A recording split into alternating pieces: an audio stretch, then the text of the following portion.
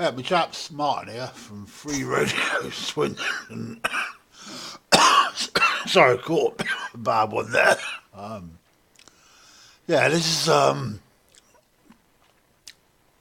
in view of all the enlightening and optimistic thoughts on YouTube, I thought I'd interject a bit of good old Welsh miserabilism. And this is the basic precept that our lives don't make a fucking bit of difference. And that thought cheers me up somehow. But this is Shadwell, the Welsh poet. So let's have a listen to this, and I'll come back with my comments. So I'll mute up and I'll have a listen to Shadwell.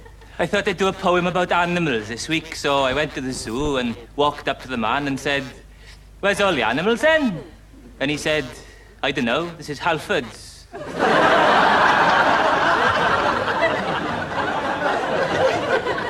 So I bought a puncture repair outfit in case I ever get a bike.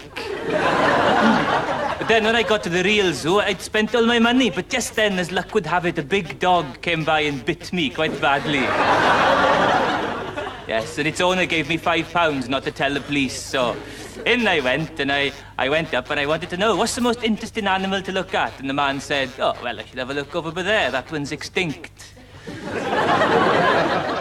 So I had a look, but I couldn't see very much. But I did see an Ethiopian quagga woodlouse in the next cage, and that was quite interesting because the only thing that quagga woodlice ever eat is quagga woodlice. So you don't see very many of those about, do you? And then I saw Gary Price. He was in trouble for putting a hummingbird in his mouth. It wasn't very nice for the hummingbird because Gary had just eaten a chocolate biscuit. He certainly wasn't humming when Gary spat him out at lunchtime. Gary don't like animals very much, but I do. I used to have a pet wasp. He used to fly around going, Yes, used to keep me entertained for hours, that did. I had a terrapin, a little terrapin called... Didn't have a tank or anything. Hot water bottle he lived in. Dead he is now, though.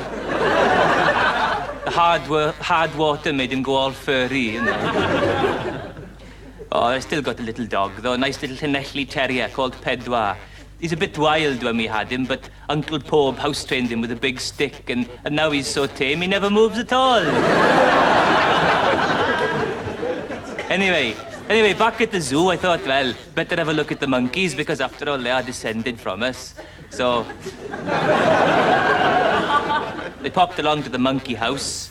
Not much of a house, really. Didn't have curtains or anything nice like that. The monkeys were in, so I was standing there looking at them, and then after a while, one of the monkeys started looking at me. And then he said something to the other monkeys, and they all started looking at me.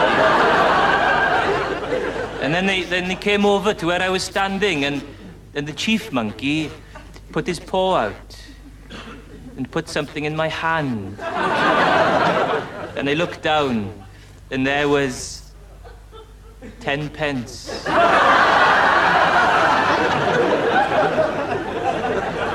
Mum says I'll have to write a thank you letter.